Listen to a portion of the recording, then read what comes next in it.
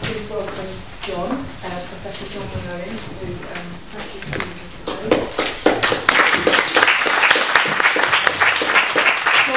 John's almost too long to read out his career, so I won't, but just to say that his extensive career has spanned public, private and charity sectors in the UK and internationally. And I think the most important thing to say about John is his lifelong interest and passion in arts and health. So I'm going to hand over to you, John. Thanks very much. Thank you. Well, thank you very much for the invitation to join you. I have one very simple message, and I say it as someone who retired from paid employment in and around the arts and health in 2003. So speaking as a pensioner and speaking as a Welsh person, I actually think the arts and the humanities matter for the health and well-being of the people of Wales. Central message. And I believe that passionately. Every Welshman has to have a text, and my text is taken from the Arts and Humanities Research Council. The arts and humanities touch people's lives at every level because they encompass those things that make life worth living, contribute to the level of a country's civilization, and enhance the quality of health, well-being, and help cope with the challenges of change. That's the text. And I think that that's quite an important one as you go looking for funding, because that is from a research council. My starting point is the Windsor Declaration for the Arts and Health of 1998. And I want to ask, how far have we come since then, and what do we really want to do, and where do we want to go with art and health in Wales? The second point I want to stress is the opportunities which are offered by the Wellbeing of Futures Generation Act 2015. And as a Bevan Commissioner, I also want to stress the importance of the Bevan Commission's prudent healthcare principle and why they matter for the community that is practicing in the arts, health and well-being at a time of economic austerity. And my third point is that I think the time is right for arts and health practitioners working with others to develop a Wales Pathfinder and an agenda for action for health and well-being as a prudent way forward at a time of economic vulnerability. But it's important to restate and to refresh the strategic intent and direction for the arts and health in Wales in order to consolidate social capital, to improve resilience of individuals and communities, and to put national back in National Health Service Cymru, Wales. So the Windsor Declaration is where we start. And I think that it established a strategic intent and direction, and it would be the sort of element that I would regard as important in a pathfinder. But it was to promote the arts from the margins into the very heart of healthcare planning, policy making and practice. And a benchmark, I see it as a benchmark against which we should be calibrating progress. When I took up the post of Secretary of the Nuffield Trust, I had to sort of revisit what it had done, and picking up on one of the things that Tim mentioned this morning, I actually defined the mission of the Nuffield Trust as a philanthropic venture capitalist that would help and take orphan topics to scale. Nuffield had had a long interest in art. Lord Nuffield had enabled the Nuffield Hospital Pictures Collection, which was transferred, and its management to Manchester Metropolitan University, including the ownership of whatever the trust had ever bought. No idea what it was worth, but we gave it to them today. Ken Cameron was the chief medical officer when I arrived, and he'd obviously looked up my CV, and he'd seen that I had an interest in certain things. Opera, organist, keen interest in music, and I am a member of the Gwmpas, one of those Welsh white ones that walk in the processions, which I have to say, whatever honours you have, to be one of those in the Gwmpas is one of the highest honours that any person in Wales can receive. But I didn't do it like all the others, which is to write poetry or compose music. It was for recognition. So I'm not really a proper one, but I do go there and I wear my white robes. So I'm very proud of that. And that ties in with all the things which we're talking about. So Ken discovered this, and he'd already had conversations with the Arts Council about trying to take forward the themes of arts as therapy, arts and health in community development, and the place of the humanities in health professional education as a way of strengthening social capital and developing resilience. So I convened on behalf of the Nuffield Trust. And the reason I want to go and explain who came to the meeting is because I actually want to emphasize that as we take forward the project in Wales, I want it to be from a very wide constituency of participants and members. So who do we invite to Windsor? Well, we brought people from the UK and the United States from different backgrounds, arts, philosophy, theology, together with healthcare practitioners to assess activities, perceptions, beliefs and models of effective practice in health professions education, the place of arts in both community and healthcare environments, caring for people of all ages and backgrounds to promote better health and well-being. So that for me is the constituency that we began the Windsor Declaration. And we also believed that there had to be a shift and a cultural shift in the delivery of healthcare where people would matter more than structures. And the main aim of this strategy was to elevate the arts into a pivotal point across the spectrum of British healthcare and public health systems to complement the scientific and technological models of diagnosis and treatment that had driven much policy and practice for much of the 19th century. And we hoped that one of the benefits would be a growing confidence and self-reliance of individuals and communities, and an approach to combat social exclusion. The Windsor Declaration had 12 action points covering professional education, humanities to be included in medical education, arts and therapy in healthcare settings, dissemination of best practice and evidence, arts in community development and health, and promoting arts for personal health and strengthening communities. The communique issued following the meeting concluded that there was a need for a programme of pure and applied research to strengthen the evidence base underpinning the arts and health movement. And we wanted to create a greater insight into the parts that the arts and humanities can play in improving understanding and empathy with patients and those who wish to remain healthy. There was a very positive response to the declaration, but it wasn't universal. The Times said in respect of the Windsor Declaration, this is just to encourage you, if you feel you're being beaten up, there's always a future. The Times wrote,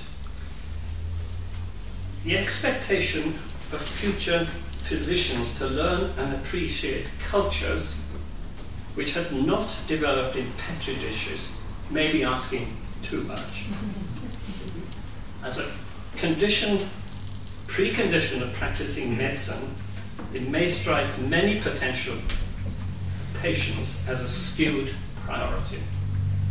And the Times concluded its editorial on the 31st of March 1998, doctors should resist the adulteration of their profession.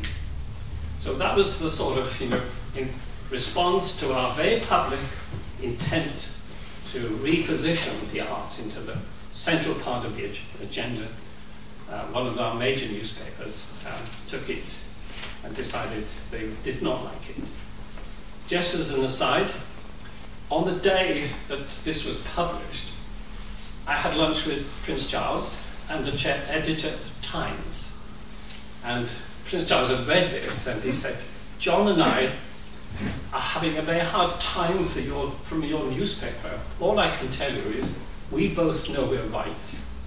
And I took that to be quite an important sort of encouragement about the way that we intended to go forward. I didn't say that. It was supposed to have been a private conversation, but they seem to have it on television now. Private historian than anyone else. Anyhow, I explained that I retired from paid employment on the topic, but by which time a lot had happened. The Nuffield provided some working capital to establish the Centre for Humanities and Medicine in Durham. We helped establish the Association of Medical Humanities. We helped to create the intercalated degree in Humanities and Medicine for students at University College London, and we held a number of meetings in Wales. And as I said, and I retired from the field in 2003. Fast forward, the Royal Society of Public Health asked me if I would give at the Bristol conference the International Conference on Culture, Health and Wellbeing, whether I would give the Royal Society's Public Health lecture. And I said, but I know nothing about it, because it's a long time. And they said, why don't we establish a working group which you can chair to help assemble an account of what's happened in the meantime. So a bit of promotion. This is the short version, and it's Arts, Health and Wellbeing Beyond the Millennium, how far we've come in 15 years. There's a full 150 pages of text, which is the evidence base which demonstrates what happened from 1998 to 2030. I still think it's a very important compendium. So the working group reported, and what was quite clear is that the arts and health scene in UK and Wales and internationally had changed enormously. But the economic crisis in recent times had actually created problems for health globally. But it also, this time of economic austerity, does remind us that market solutions do not solve all problems. And if social equity and equality is important, then we have to find new ways of being able to tackle it. And I think that this community of practice, which is represented in this room, is a way of being able to create social capital and more resilient individuals and communities. So a time of economic austerity sounds as if it's dreadful, but at the end of the day, this sector it's not free. It has costs, but by and large, in comparison to the scale of investment in other parts of it, it's low cost, but it has high rates of return, and it's extraordinary value. So I want to leave that as a sort of message. When anybody says to you, I'm for the Department of Finance, and how are we going to pay for this? The answer is, we're low cost and we're high value. And there's a high rate of return. And Tim has been collecting evidence which demonstrates how you can demonstrate that economic benefit. Equally, arts and health have been used in numerous innovative ways to regenerate and strengthen and enrich some of our poorest communities and to improve the quality of life of disadvantaged and vulnerable people. And the Royal Society's working group reported that uncaring or alienated communities affect the health and well-being of those that live in them. But if you tackle some of the deep-seated problems, not only do you witness improvements in health and a reduction in inequalities, but this can lead to improvements in the overall cost and efficiency of local services. That was reported in a report from the World Health Organization by a person called Friedel, who's, I think, a psychiatrist. And having mentioned WHO, I think we should also, or you should also, as you look to the future, look at, so what has WHO Europe actually said is important for member countries in the European region? And they call for action across government and society for health and well-being to create resilient communities and supportive environments to protect and promote health and a sense of belonging. What in Welsh we would call cynefin, a place where we feel instinctively connected and is determined through our personal experience and through such a collective experiences as stories or music and arts. Cynefin is a term that's been adopted by David Snowden, not Edward Snowden, don't get him confused. And he has created the Cynefin framework for decision making, which draws on complex adaptive systems thinking, but it includes anthropology, narrative patterns, evolutionary psychology to describe problems, situations, and systems. And it explores the experience of people in place, and it also offers new ways of communication, decision-making, knowledge management in complex social environments. And governments have been using the Cynefin framework for analysis, policy-making, and cultural competence as a basis for managing and leading change. And that includes health. The Victorian Health Department in Australia has adopted the Cynefin framework. The challenges of cultural competence. Tim raised the term health systems in his presentations. In the Francis inquiry, there was a call for a tool or a methodology such as a cultural barometer to measure the cultural health of all parts of the health system.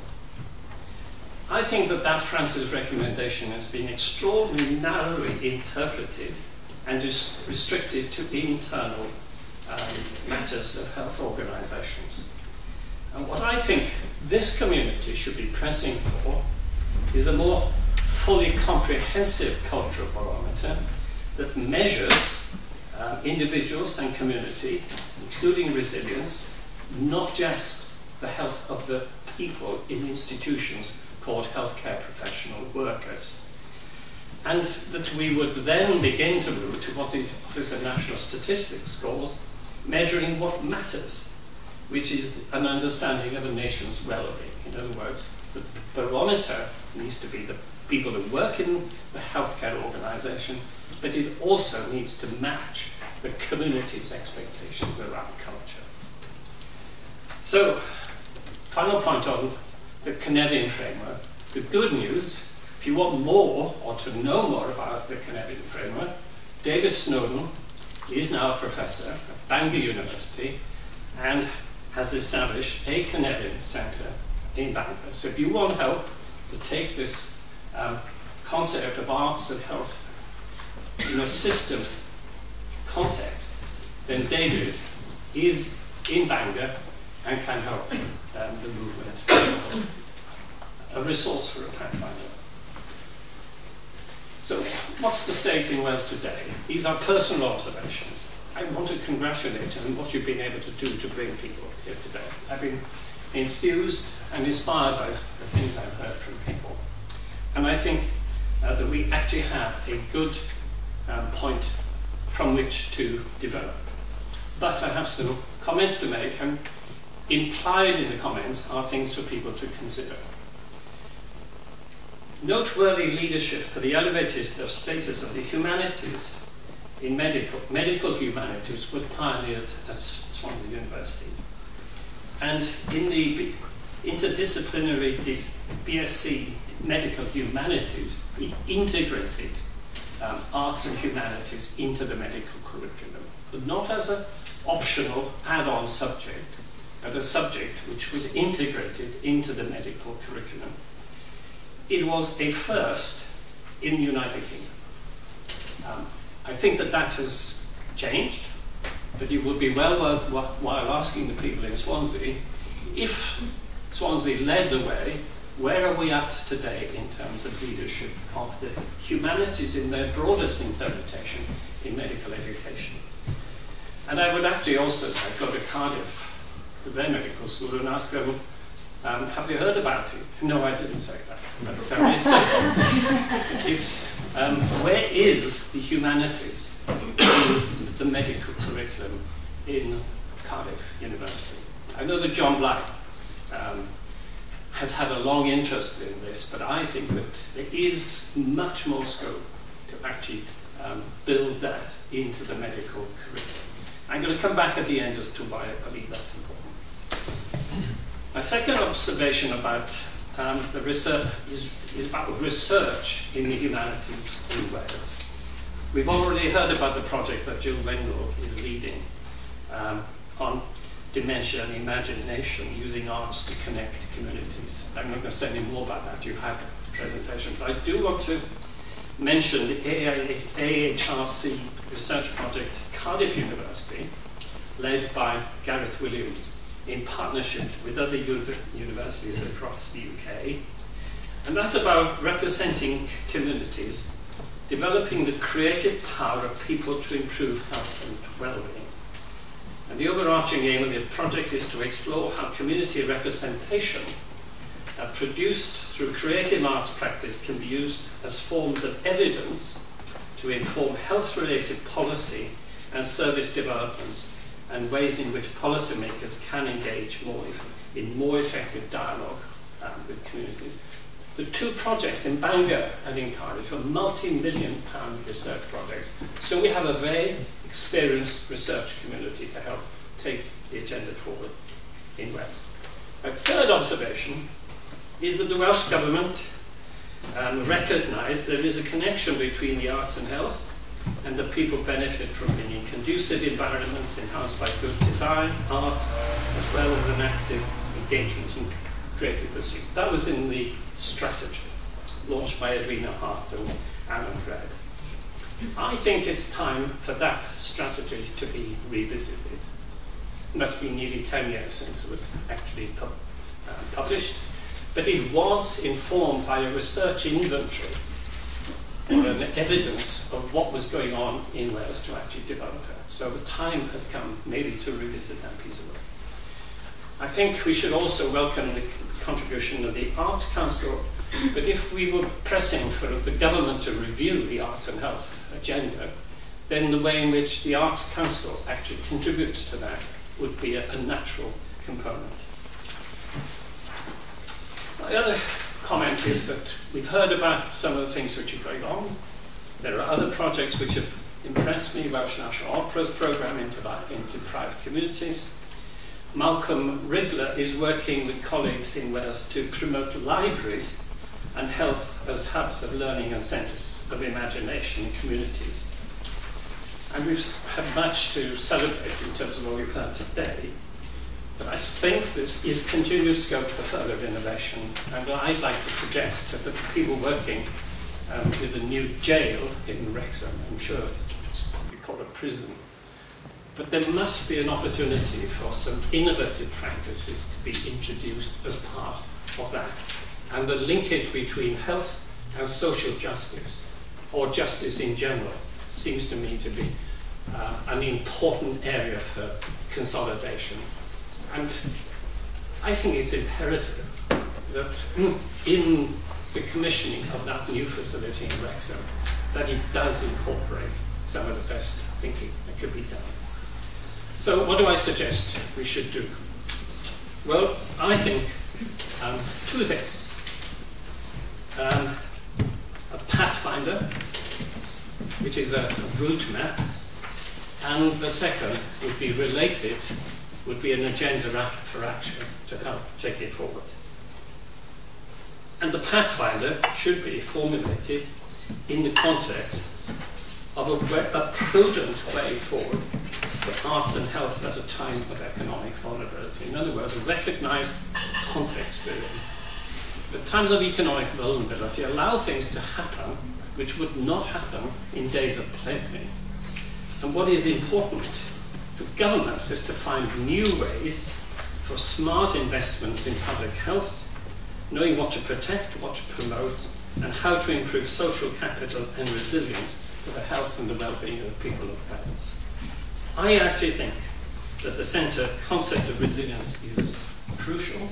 It allows people to cope with shocks, but it's also a way in which this community can demonstrate how it acts to individual resilience and community resilience.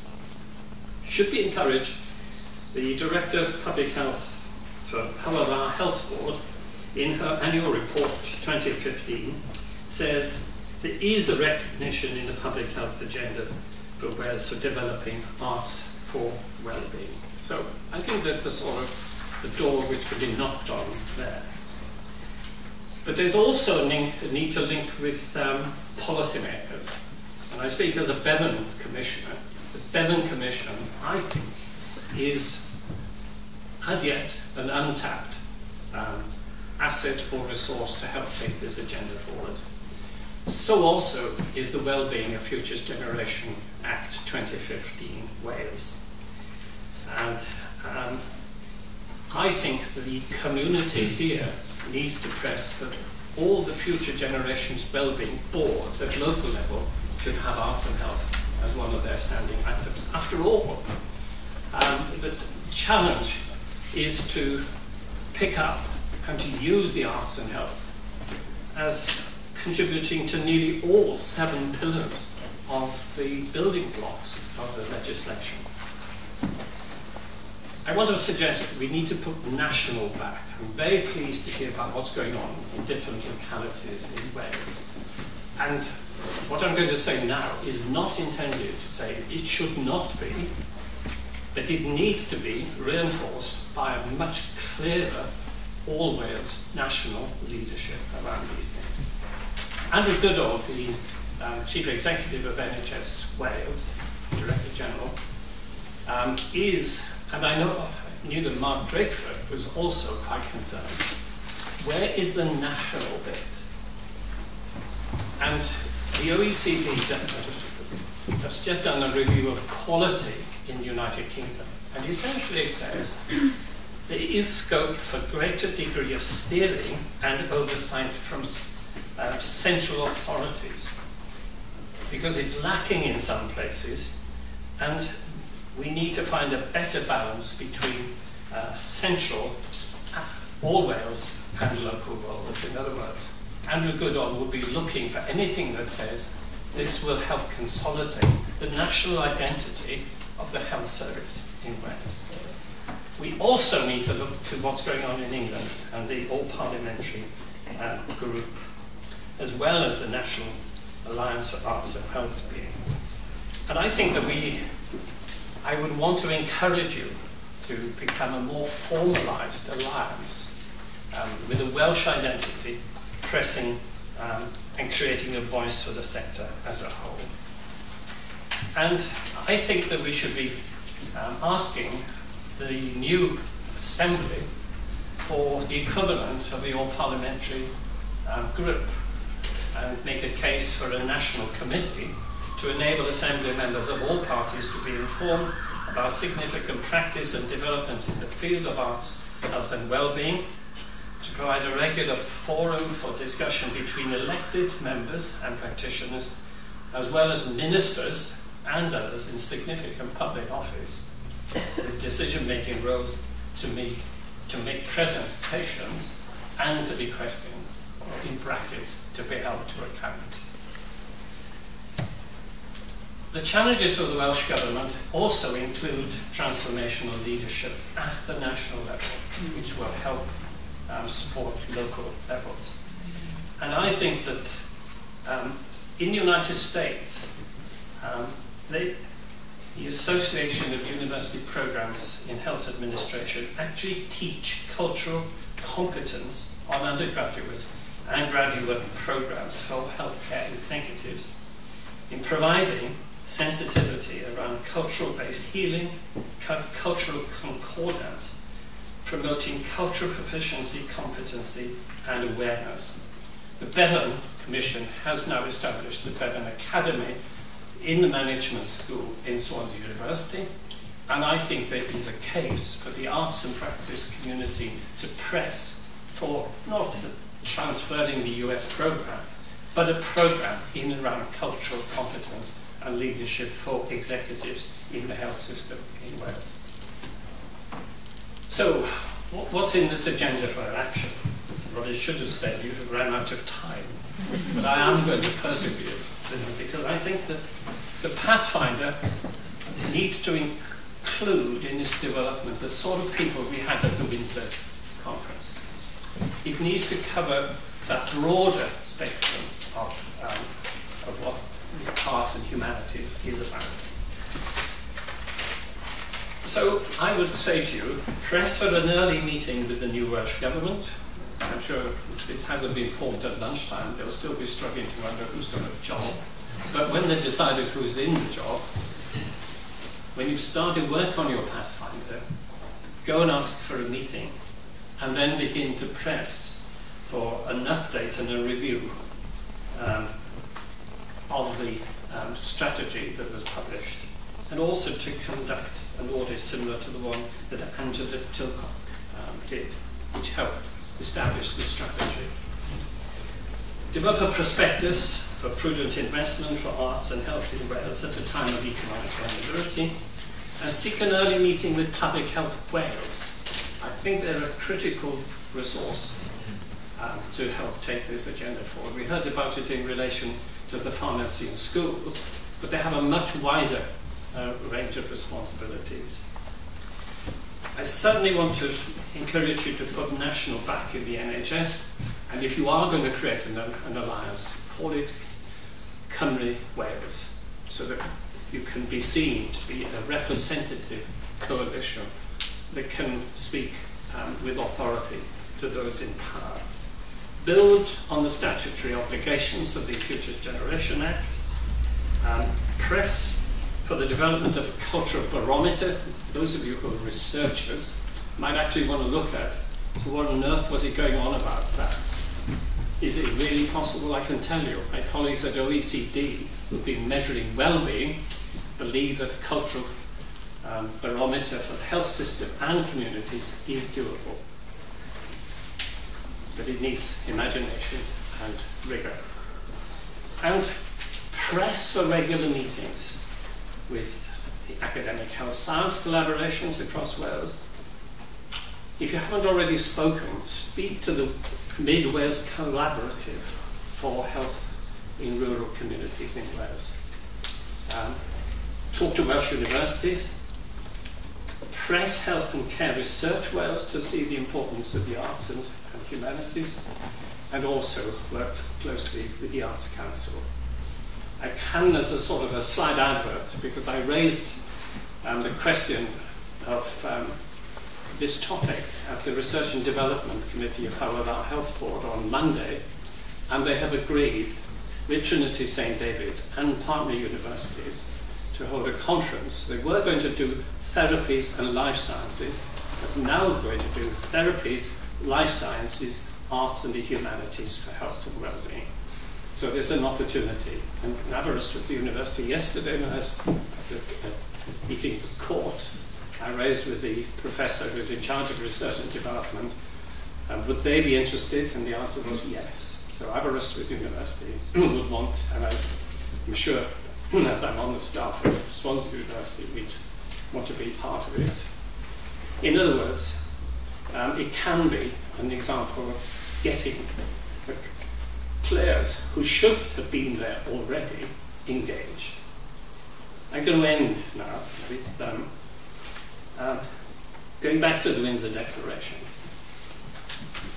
Don't forget we had that terrible press review in the Times. But one of our principal attendees was Sir David Weatherall, Regius Professor of Medicine at Oxford, one of the greatest medical scientists of all times, in recent times, who got the Queen's Medal for contribution to medical science. He was a passionate believer in what we were about, of the art of the practice of the science of medicine.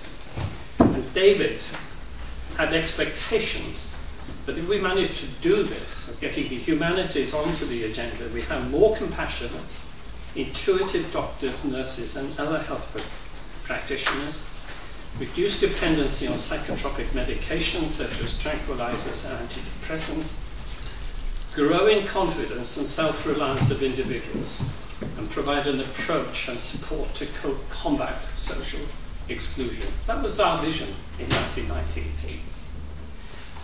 My final point is again from the Windsor Declaration. I'm going to quote from it because something we tend to forget or don't give prominence to. Change must accept that Britain, part of Europe, as well as the Commonwealth, is a society of many races, cultures, religions, and habits. And health professionals and health systems must be aware of the need to understand such diversity, to learn how to communicate with persons of whatever background, and be prepared to initiate, adapt to, and comprehend change.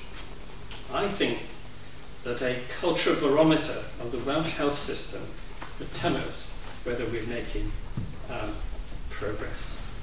So I think I've not followed one of my own things, keep the time. But I do want to say, press on, and press on with those two major things, a pathfinder and an agenda for action.